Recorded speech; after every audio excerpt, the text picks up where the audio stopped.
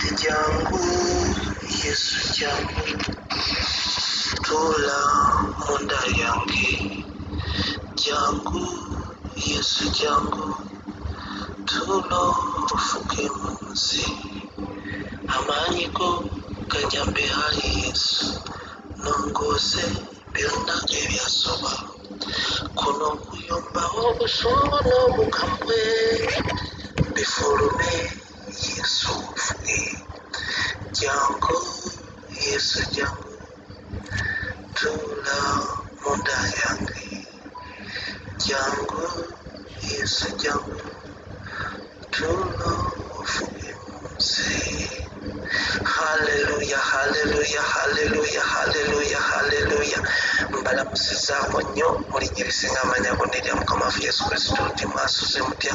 Nebaza Katonda ku lwa buli sekinoomu, nebaza Mukama ku lwa buli muntu yenna ali mu kifo kino awuliriza morning breakfast. Naawe ali eyo najje kusanga Mukama akumpeera ennyo omukisa.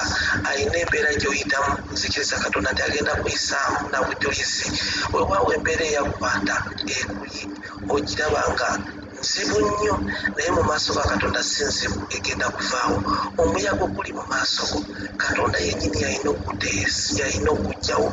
Yateesa omuyaga abadde omulwadde ng'olina ebikuluma, ng'olina awakuluma, ng'olina lipooti embi nga wawonye, na buli sekinoomu abadde alina ebimusumba nga wafunye ku bujulizi. Togolomeza Katonda eyakulekedde obulamu, ebya sitaani neba nga nabyo byakuvuddeko, kati ng'oli freely mu bulamu bwo. Ekitiibwa n'ettendo tukissa kyali. This is morning breakfast. Amakya ga leero n'ekyawandiikibwa kivudde mu kitabo ekya Matayo essula ey'okutaano olunyiriri olw'18. Bunyirukamye bwe buti nti kubanga mbagamba mazima nti eggulu n'ensi okutuusa lwe biriggwaawo koma ennukuta emu newankubadde akatonyeze akamu ak'omu mateeka tekaliggibwawo okutuusa byonna bwe birimala okutuukirira. Abooluganda Yesu yabasibwe. Bino ebigambo byayogebwa Mukama waffe Yesu Kristo ng'ategeeza abamu ku baweereza abantu be yali atambula nabo be yabuuliranga enjiri mu biro ebyo. N'abagamba weewaawo nakati ayogera gye tuli eri ffe abamukkiriza. N'abagamba teyajja kudibya mateeka wadde okugajjawo, naye yajja gatuukiriza. Jjukira amateeka gaali gatulema obutuukiriza. Bwe yajja ye yennyini natuukiriza amateeka awatali kusobya. Amateeka gano ntera nnyo okwogerako oluusi sagala kolera mu nsobi, kuba abantu abalala bamanyi okugamba muneefere tukyali b'amateeka. Ffe tuli abaana ba Kristo awaweebwa ekisa. Weewaawo ebigambo ebyo nga wobiwulira babyogerera babikuddidde mu bituufu, naye amateeka gali ku mitima gyaffe kwe baagateeka kati tekakyali gali ge twogerako obwogezi ne tutambula nga bagamba tetubabbanga, toyendanga, towayirizanga, tolimbanga, osinzanga Katonda omu. Aga amateeka Bayibuli yeyogedde nga Yesu Kristo agamba yennyini nti ensi n'eggulu biriggwaawo, naye ennyukuta wadde akatonyeze tebiriva ku mateeka ago paka we birituukirira. Okitegeera? So olw'okuba amateeka kati gali ku mitima gyaffe tegakyuka era gasigalawo, ekisa kya Katonda ne kituwambaatira ne tutamenya mateeka. Tuli olwasooka ng'omuntu ajja n'agasomako nga bw'osomaga amateeka gabeera ku kkubo nti wano bagambye tofukaawo, naye ate n'ofukaawo. Kati ng'ofukawo olabiriza teryakulaba, eyo yagateekawo. Naye kukimanyi nti toyina kubba, kubanga wakkiriza Yesu Kristo omulokozi wo ali munda mu ggwe, ali naawe awo w'oli, oli naye. Bayibuli esomesa nti eggulu y'entebe ye, wansi y'entebe y'ebigere bye. Kati wano w'oli wansi w'entebe y'ebigere bye ali naawe. Kyova olaba amateeka ge gali ku mutima gwo, kyova toyina kugamenya kubanga tokamenya olw'okuba ogasomyeko n'ogamba eyagawandiika nga simulawa wano kati kangende nsibe kubanga eyangambye nti wano waliwo amateeka naye taliiwo oba okiraba naye okimanyi nti katonda omwesigwa gwe twakkiriza omulokozi waffe ali naawe gy'otambula yonna akulaba so buli kye yayogera kirimala kutuukirira ensi yonna liriggwawo bw'oba oyagala okumanya kita kyategeeza wano olaba nonyerugambe nti kubanga mbagamba nti mbagamba mazima nti eggulu n'ensi okutuusa lwe biriggwawo yesi byo bigenda kugwawo era bw'osoma mu Revelation essula ya 20 olunyiro oba lwa 20:15 awo olaba nti ensi egenda kuggwawo n'eggulu birikyuka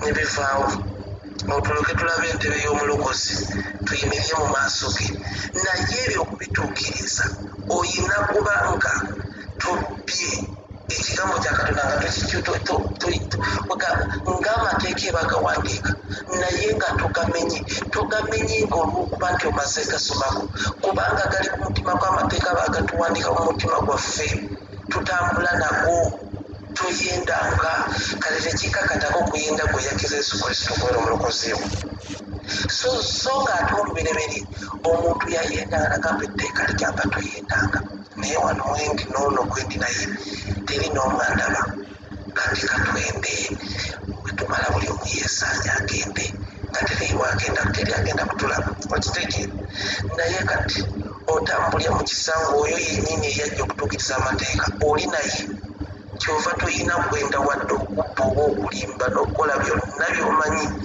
ebikontana ne katonda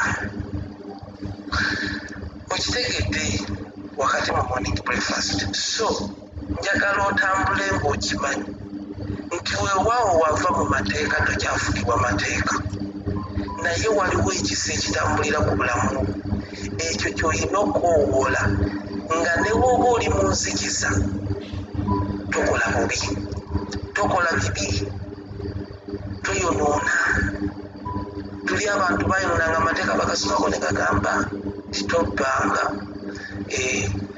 n'atunatula bw'ati teri amulaba agenda okulaba n'obudde bwakira abantu bona tebaliwo naga akanzibe enkeera aba atambula ng'asanga ababbi nga nabo oyo bamutte etteeka ligamba tobbanga naye olw'okuba oli yabbi emisana ng'aliwo amulaba ng'ayagala bamutte naye yabbi ekiro teri yamulabye tasobola nakuyogerako nti yabbi naye kati gwali mu kisa olw'okuba wafuna oli yajja okutuukiriza amateeka ne weebanzikiza mundamu kuba wandika amateeka atandika okwogera naawe nagamba obubbi bubi manya Kristo ali naawe lwaki obba n'ogamba okubba lekooti ne bw'olaba eyalinga abawe kasitoli olaba omuntu atanaba kukkiriza Yesu Kristo okubeera omulokozi we osobola okutambula n'otambula n'otuuka n'osanga omukazi nga yina akasawo n'okamunyakulako n'olowooza nti akasawo kobbye kalimu ebintu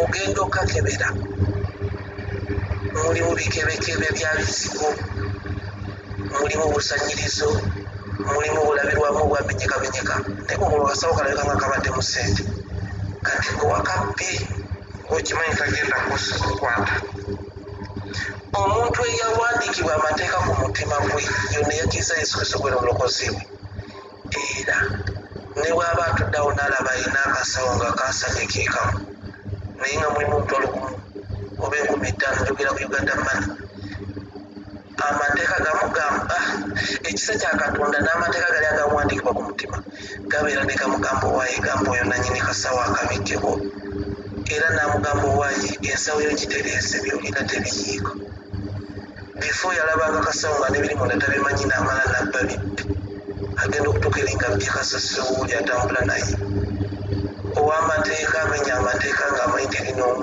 agenda mukwata gamufunaana alina amateeka agali ku mutima we era ng'alina oyo Kristo Yesu yajja okutuukiriza amateeka ne bw'alaba agamenya mugamba owaayi kyokola kibi Katonda wa Ibrahim ne Isaaka ne Yakobo Katonda ffe tukwebasa olw'amakya amalungi oyogedde mu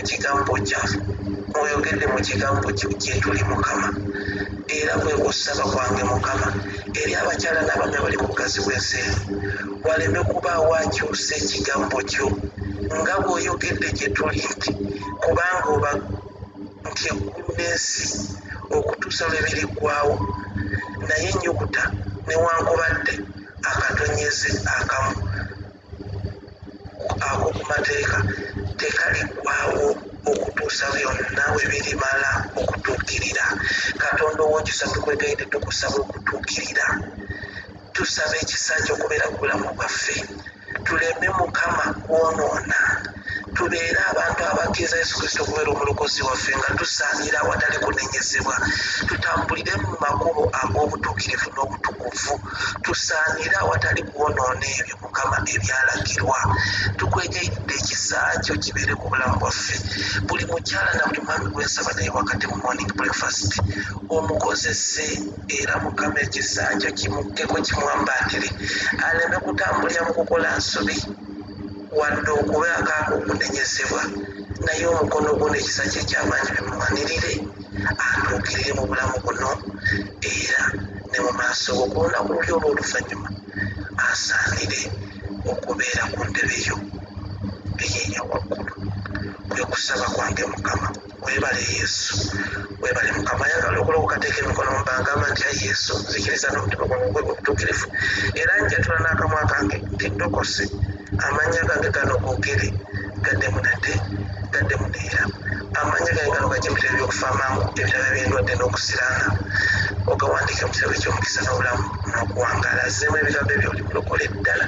Tolokose bulokose naye okkiriza oli eyajja okumalawo okutuukiriza amateeka era ali naawe, ogenda kutambula nga toliwo kunenyezebwa olw'ekisa kye nga buli wamu ate nga tomenye mateeka.